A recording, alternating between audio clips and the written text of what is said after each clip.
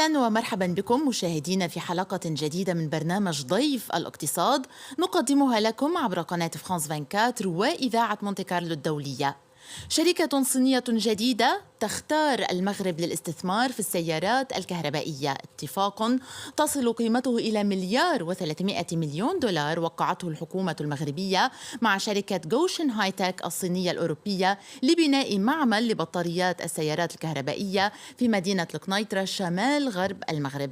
المشروع تهدف من خلاله الصين إلى الوصول إلى الأسواق الأوروبية عبر المغرب، ومن المتوقع أن يؤمن 17,000 وظيفة على أن يتم تشغيل المعمل في غضون عامين. لنتحدث عن تفاصيل التعاون الصيني المغربي وأهمية المشروع بالنسبة للمغرب ينضم إلينا مباشرة عبر سكايب من الرباط المحلل الاقتصادي إدريس العيساوي. إدريس العيساوي، أهلا بك معنا وشكرا لقبولك دعوتنا. المغرب تستقطب مؤخرا بقوة شركات صينية للاستثمار في قطاع السيارات الكهربائية. قبل جوشن هايتك منذ شهر تقريبا أعلنت شركتا هيلينغ وشينزوم خطط لبناء معملين لصناعة بطاريات للسيارات الكهربائية. لماذا برأيك يقع الاختيار على المغرب لهذه الاستثمارات؟ أعتقد بأنه الاختيار تم بعد ملاحظة الخبرة التي وصلت إليها اليد العاملة المغربية، حيث الآن بدأنا نتحدث أن المغرب أصبح من ضمن الدول المصنعة والمهمة في مجال يعني في مجال صناعة السيارات بصفة عامة. لكن الآن عما نتحدث عن مستقبل هذه الصناعات، ومستقبلها مرتبط بقدرة المغرب على تطوير السيارات الجديدة، يعني السيارات التي تشتغل بالهيدروجين وكذلك بالكهرباء. نعم. فهذه بطاريات السيارات والحافلات التي سيتم تصنيعها بمدينة القنيطرة هي يعني مبادرة طيبة جدا، لأنه كما قلتم فهي أولا جعلت من المغرب يدخل في هذا العالم يعني الضيق من الخبراء المعروفين على المستوى العالمي. وهذه التجربة ستكون ناجحة في تقديري، لأنه الآن أستاذ، تحدثت عن اليد العاملة، لكن لا شك بأن المغرب أيضا يضم ثروات طبيعية من الفوسفات ومعادن أخرى مطلوبة بشكل كبير لصناعة البطاريات. يمكن هذه الثروات أن تفيد الشركات، لكن ما الذي تقدمه هذه الاستثمارات للمغرب، وإلى أي مدى يمكن أن يستفيد على صعيد سوق العمل، على صعيد موقعه وريادته في هذا المجال؟ هذا الاستثمار سيعزز موقع المغرب كبلد يعني يعطي الإمكانية لاستعمال اليد العاملة المؤهلة كما قلت لك. الآن لم نعد نتحدث عن اليد العاملة الرخيصة التي كانت موجودة حتى في الصين، تغيرت الأمور. فالآن أعتقد بأنه بالنسبة للمغرب إذا دخلنا في مجال تصنيع السيارات دخلنا إلى مجال آخر، لأن هناك شركات كبيرة تصنع السيارات في المغرب، سواء كان نتحدث عن رونو أو عن رينو وبيجو الفرنسيتين وسيلانتر، نعم، شركات عديدة أجنبية.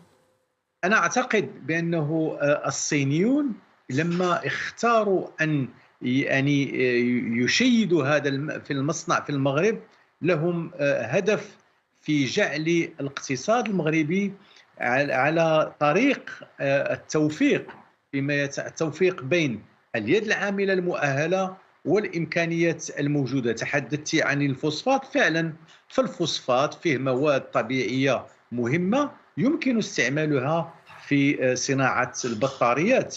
فأنا أعتقد هذه تجربة جيدة جدا، وحتى وحضور الحكومة المغربية بقوة، لأن كان هناك وزير الداخلية، كان هناك وزيرة الاقتصاد، جميع الوزراء المسؤولين في المستوى الاقتصادي أو حتى السياسي كذلك كانوا حاضرين في. سيد إدريس، ذكرت أن هناك شركات أوروبية أخرى تستثمر بالصين، في الصين تحديدا نتحدث عن شركتي رينو وبيجو الفرنسيتين، لكن نعلم أن المغرب أيضا هناك صناعات للسيارات التقليدية وليس فقط السيارات الكهربائية، حتى أنه تم في المغرب صناعة سيارة محلية مغربية الصنع العام الماضي. ما تأثير الاستثمارات الصينية على تلك الاستثمارات، وهل ستأخذ من دربها وإلى أي مدى ستتأثر هذه الاستثمارات التي تم التوقيع عليها وتم تمويلها بقوة؟ هل ستتضرر من الاستثمارات الصينية الجديدة؟ لا أعتقد ذلك صراحة، لأنه التوقيع تم بطبيعة الحال بحضور مسؤولين مغاربة وكذلك مسؤولين صينيين على القائمين، لأن هذه الشركة الصينية هي مملوكة لفولكس فاجن تشاينا، فبالتالي هذه شركة معروفة وموجودة، وحتى أعتقد بأنه مدرجة في كقيمة في البورصة، وهي شركة ناجحة جدا. فأنا لا أعتقد بأنه استثمارها في المغرب سيؤثر سلبا على استثمارات أخرى أو حتى على استثمارات شركات أخرى موجودة الآن في المغرب. أعتقد هذا موضوع مستبعد جدا، لأنه ما تم التفكير فيه هو إعطاء الاقتصاد المغربي هذه القوة لتقوم بهذا العمل بسرعة، وكذلك حتى تكون قادرة على أن تنفيذ هذا القرار وهذا الاتفاق بشكل إيجابي في أقرب وقت طيب، ممكن. مع تسارع الاستثمارات الأجنبية في السيارات الكهربائية هناك تحديات، لا شك بأنه في أي دولة هناك تحديات لهذه الاستثمارات، وفي المغرب نتحدث عن نقص نوعا ما في البنى التحتية. صحيح أن هناك عمل في هذا الإطار، لكن ما زال هناك نقص في مجال محطات شحن تلك السيارات، وشراء السيارات الكهربائية في المغرب ما زال محدودا قياسا بدول أخرى، نظرا للسعر المرتفع لهذه السيارات، وكما تحدثنا نقص في البنى التحتية. كيف تواجه الحكومة هذه التحديات اليوم؟ أعتقد بأنه هذا الموضوع طرح من قبل، لأنه إشكالية شحن السيارات واستعمالها، لأنه حتى كاين كاع شركات الآن تستعمل سيارات تقريبا تقليدية تشتغل مثلا بالبنزين، ولكن في نفس الوقت عندها إمكانية استعمال بطاريات للشحن داخل السيارة بنفسها. فهذه مرحلة انتقالية يمر منها الاقتصاد المغربي على أن يصبح قادرا على أن يكون فعلا قادر على أن يعطي مسارا جديدا للمجال الصناعي، خصوصا في مجال صناعة السيارات. ونحن نتحدث عن البطاريات لأن هي الآلية الأساس بالنسبة لصناعة السيارات. ولكن ما الجهود الحكومية لتشجيع الشعب على شراء هذه السيارات، وما الجهود لتحسين البنية التحتية أو الدعم إذا صح التعبير لتصبح رائدة في هذا المجال، كما شبيه بالدعم الحكومي الذي تقدمه دول أوروبية أخرى، والذي تقدمه الولايات المتحدة والصين تقدمه لشركاتها لتصبح رائدة في هذا المجال؟ يعني الحكومة المغربية ما قامت منذ سنوات بإسقاط الضرائب على السيارات التي تشتغل بالكهرباء أو التي تكون إبريد بين الوقود والكهرباء. فهذه لا تؤدي أي ضريبة عن السيارات، لأن هناك موجودة لا فينيات بالنسبة للسيارات لا تؤدى هنا في المغرب. فبالتالي يستفيد من يشتري السيارات التي تشتغل يعني بهذه التكنولوجيا من أنه لا يؤدي هذه الضريبة التي قد تثقل كاهله. فبالتالي هذه تشجيعات من هذا النوع. كاين كذلك تشجيعات على مستوى القروض التي تقدم لمن يريد أن يشتري سيارة جديدة. فالقروض بالنسبة للسيارات التي تشتغل يعني بالس...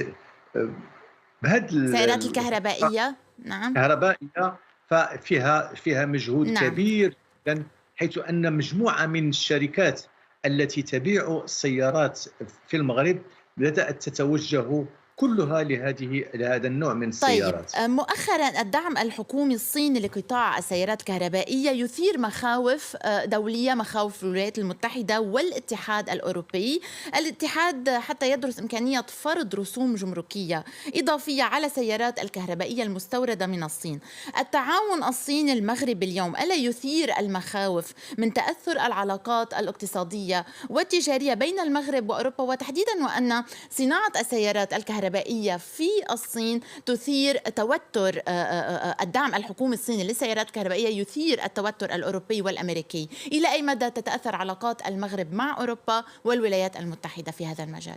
أعتقد علاقات بين المغرب وأوروبا هي علاقات طويلة ومهمة جدا وهي هيكلية، وأنا لا أعتقد بأنه الأوروبيون سيدخلون المغرب في هذه الإشكالية.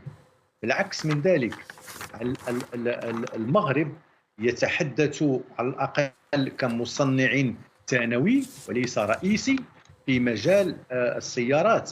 فأعتقد بأن الصراعات الموجودة بين الصين وأوروبا مثلا وفرنسا على سبيل المثال، فهي يعني أشياء أخرى، مشاكل أخرى لا علاقة لها بما نحن نتحدث عنه. نعم، فأعتقد نعم، أن واضح، واضح جدا. شكرا جزيلا لك. إذن بهذا نكون مشاهدينا قد وصلنا إلى نهاية برنامج ضيف الاقتصاد. أود أن أشكر جزيل الشكر ضيفنا المحلل الاقتصادي إدريس العيساوي، شكرا جزيلا لك. كان معنا عبر سكايب من الرباط. وأود أن أشكر من غرفة الإخراج الزميلين منذر المدفعي وأماني سمارة. والشكر النهائي يبقى لكم أنتم مشاهدين على حسن المتابعة. إلى اللقاء.